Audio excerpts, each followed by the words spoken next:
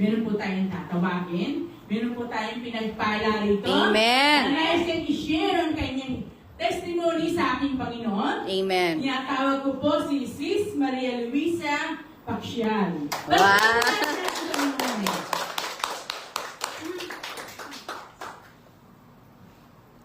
Isang pinagpala po ulit na mahapon sa inyong lahat. Good afternoon. Ang aking pagka-testimony ngayon ay mga blessing na tumating po sa aking buhay. Naging isang matatag na pong ina. Amen.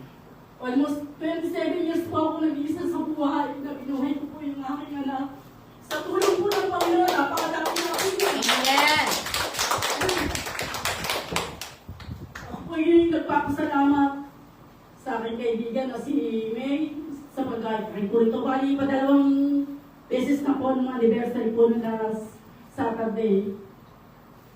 Kaya po tayo lahat, huwag po tayong pipigil ng pagpapasalamat sa Diyos. Napakabuti na po siya po lahat ng gumagabay sa atin. Amen. Kung malilaro po tayo dito sa lupa, lahat sila dahil di po natin madadala po yan. Kailangan po natin lagi pagpapasalamat at pagdarasal po. Amen. Labis-labis po ako nagpapasalamat na lagi po ako yung nalalayan niya. At tayo nakas ko naman po ang aking anak. Salamat po sa Panginoon Diyos. Nag-abroad po ako ng araw. Sa tulong po ng Panginoon, lumaban po ako. Iniwan ko po ang aking anak sa pamilya ko. Sa awa po ng Panginoon, napatapos ko po siya ng tourism. Wow. Laudi po siya. Wow. Amen. Sa ngayon po ay nasa Italy po siya. Kaya po na po ako. Ang asawa niya po ay Italiano. Wow. Kung Amen. loloobin po kayo ni Lord, na talaga po ako inaayon, inaayos na po ng anak ko ang aking kapatid na makapagpapit na po. Magpapasok po ang mahal po ko. Napakadakila po ng Diyos, napakabuti. Wala po akong masasabi sa kanya. Sa 10 years ko po rito, taga-Kalamba po ako. Ang pinagawa ko po, hindi ko po kailangan matakot. Kasi lagi ko po masama si Lord kung wala naman po kayong atraso sa kapwa. Amen. Lagi lang po kayong lumaban ng patas. Kasi kahit po tayo na sa Panginoon Diyos, kailangan po natin mag-hanap buhay, pero tinatawag po ang pananampalataya na may gawa. Amen. Yun lang po ang aming sasabihin at labot po. Lagi kayo makakalimot na magdasal po pasalamat. Isa po ako sa nakakay ng aking kaibigan. Gusto ko rin po may mga gawain ng ganito. Amen. Amen. Puno po rin po ni marami na po maging matatag na po sa pananampalataya si Sister Luz. Nahakot award po. At Sister Roma. Nakakasama rin po kami dito sa Save More po. Nagkaroon din po ako ng business po dyan. Pero mas matatag po si Sister Roma. 10 years po yan, bali, mag-2 years pa lang po, nag-pull out na po kami. Alam po niya, ni Sister Roma, mahal po ang kupa ron. Mas awa po na po Panginoon Diyos. Ito po ako, nabubuhay pa rin po, kasama ko po si Lord. Amen. Maraming po salamat at magandang hapon po sa inyo lahat. Tuloy na talaga ang ating Panginoon. Pag alam niyang nag-iisa ka lang, talagang laging nandyan siya. Amen. Lagi kanyang gagabayan. Di ba po, sis? Kaya tayong mga lumalapit sa Diyos, huwag natin paghinayaan na lagi tayong magdasal, magpasalamat, at magpasalamat tayo sa mga lahat ng ginawa niya sa ating buhay. Amen. Po ba? Amen. Amen. So, handa na po ba kayo makinig ng salita ng Diyos? Amen. Handa na po kayo, tatawagin ko na po ang man of God, si Brother Melvin Montebon. Wow. Thank you, Lord. Tama na. Tumama din. Tumama din. Before that, let us pray. In the name of the Father, Son, and Holy Spirit. Amen. Heavenly Father, we bless your name. We give thanks and give all our glory to you, Panginoon. Maraming salamat for our life sa lahat of service. At alam namin, Panginoon, na apart from you, we can do nothing, O God. Wala kami magagawa, Panginoon. Kahit na meron na kami, sa maliit o sa malaki, alam namin ito'y galing sa iyo, Panginoon. Maraming salamat po aming Ama sa bawat isang naririto. Turuan niyo po kami na sumunod sa iyo dahil alam namin, Panginoon, na malapit na po ang iyong pagbabalik. At maraming salamat po, Diyos. Pinili niyo po kami sa karamihan upang makapaglingkod sa iyo. At ang aming paglingkod ay isang opportunity, O God. It's a privilege, Panginoon. Alam namin na hindi lahat, O God, makakapaglingkod sa iyo. Not everyone are called, but few are chosen, O God. Maraming salamat isa kami sa mga pinili mo upang paglingkuran ka ng buong puso, buong katapatan, buong lakas at buong isip. Maraming salamat po aming Ama sa mga salita na aming panginilayan sa hapong ito sa pangalan ni Jesus. Amen. Amen. Salamat tayo. Magandang hapon sa inyong lahat. Happy Father's Day sa mga tatay. Okay. Last Mother's Day, pati yung tatay, binakit ko Mother's Day kasi may mga tatay na nanay. Happy Father's Day sa mga nanay na nagpakatatay. So congratulations everyone for reaching this far sa ating paglilingkod. Alam ko marami tayong pagkukulang, pero hindi po tayo pagkukulangin ng Diyos. Amen. So, this is our topic for this afternoon, call to serve. Tayong lahat ay tinawag ng Diyos upang maglingkod. Wala kang ibang gagawin, pero paglingkuran ng Panginoon. Amen. Alam niyo, minsan, dumating na siguro tayo sa punto ng buhay natin na ano nga bang purpose ng buhay natin? Kasi, sometimes, ikay gumagala, pag-uwi, pagod. Kumakain, hindi mo maubos ang pagkain. After all, kahit ilang buffet pa yan, kahit sabihin ko yung pinakamalakas lumamon sa mundo, hindi mo maubos ang pagkain. Daratingan tayo na magsasawa ka. Daratingan tayo mabubusog ka. Kaya minsan may mga tao, wala kang makabusogan, kanina ka pa kumakain.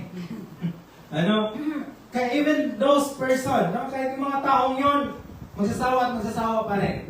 Pero meron isang bagay na hindi natin pwede pagsawaan kundi ang paglingkuran ng Diyos. Yes, Lord. Hindi lang sa araw nito, but throughout eternity. It is our greatest opportunity na tayo makapaglingkod sa Panginoon. Sa murang edad, walang pinipilian Diyos. Si Jeremiah, bata pa, tinawag siya ng Panginoon. Even Paul, sabi ni Paul, na bago pa likhain ng mundo, Ephesians 1:4, bago pa likhain ng pundasyon ng mundo, pinili na niya tayo upang magpaglingkod sa Kanya. And then sabi sa Galatians 1:15, bago ka pa pinaglihi, pinili ka na ng Diyos para maglingkuran siya. And then sabi ni Jeremiah, bago pa mabuo sa sinapupunan, pinili ka na ng Diyos para makapaglingkod sa Kanya. And then why God, sa kabila ng pagpili niya sa atin, bakit may paghihirap pa rin tayo? Does suffering, does our pain, are part of our service? Kasama ba sa paglilingkod ng hirap? Yes. Kasama. Pag may hirap rin. Very good. Alam nyo, kapag ang inisip mo, ang mindset mo na kapag nag-serve ka sa Panginoon ay puro na lang saya, mali ka. We are not invincible, but we are immortal. Sabi ko nga sa inyo, hanggat hindi pa tapos si Lord sa'yo, immortal ka. Okay? Lagi mo tatandaan yan. No, we are not invincible. Pag sinabing invincible, hindi ka tinatawag na untouchable. Hindi ganoon. Sometimes God will allow something in our lives na mahirapan ka.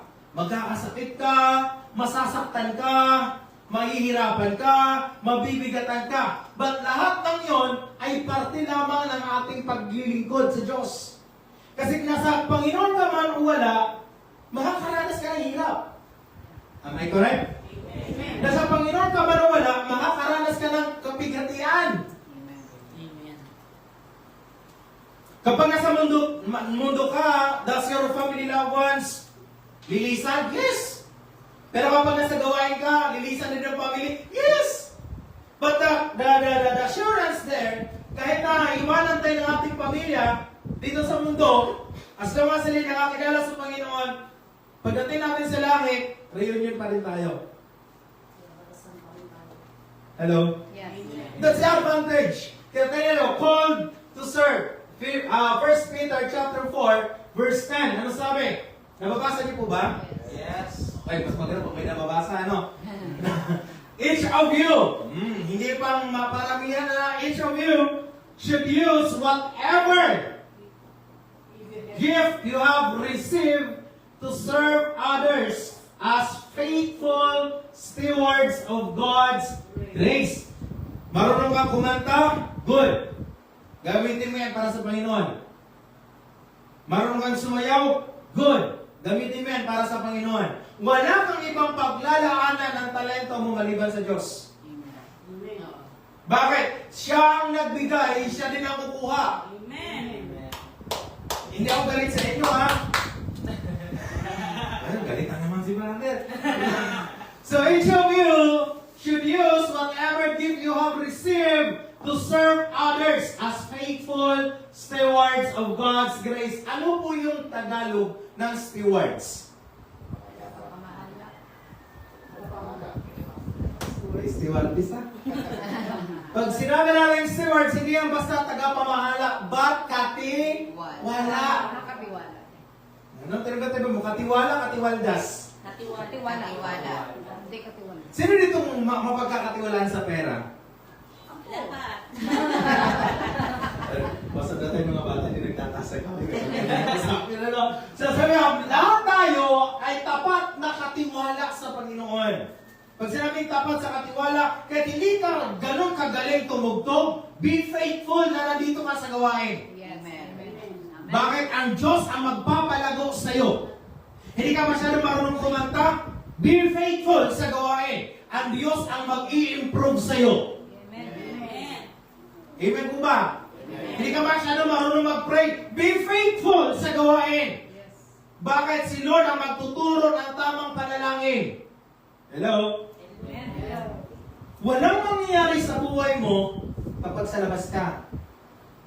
Walang mangyayari sa talentong binigay ng Diyos sa'yo kapag hindi mo yung ginamit sa Panginoon. Tingnan niyo pong mundo ngayon 2 to 3 years, sikat ka, after nun, wala na. Hello? Andyan pa po ba kayo? Amen. Kumain na ba kayo? Okay. Hindi na pubuto. Okay? As faithful stewards of God's grace in its various forms, if anyone speaks, they should do as one who speaks the very words of God. Sa Tagalog, bilang mabubuting katiwala ng iba't ibang kaloob ng Diyos. Hindi lahat magaling sa lahat ng bagay. Amen. Hello? Kasi brother, magaling sa... No, hindi ako magaling sa lahat ng bagay. Ready lang ako. Magkaiba yun sa magaling sa lahat ng bagay. Ready kong gamitin ng Diyos kahit sa anong paraan. Yun ang advantage. Kapag iniisip mo sa sarili mo na magaling ka sa lahat ng bagay, ang taas ng expectation mo sa sarili mo, then God will cause you to disappoint. Kasi walang ibang magaling, walang ibang mabuti sa buhay natin maliban ang Diyos. Amen. Amen. Kaya, don't think highly of yourself. Huwag mo masyadong tingnan sobrang taas sa sarili mo. Kahit, dahil sabi ng Biblia, nalaman ni Solomon. No? I don't know if tama ako, correct me if I'm wrong, sa Ecclesiastes 11, sabi noon ni Solomon, natutunan ko ang isang mahalagang bagay. Hindi lahat ng matatalino ay nakukuha lahat ng gusto. Hindi lahat ng magagaling ay nagtatagumpay sa buhay. Hindi lahat ng malalakas na nanalo sa laban. Tama. Lahat dinadata ng malas.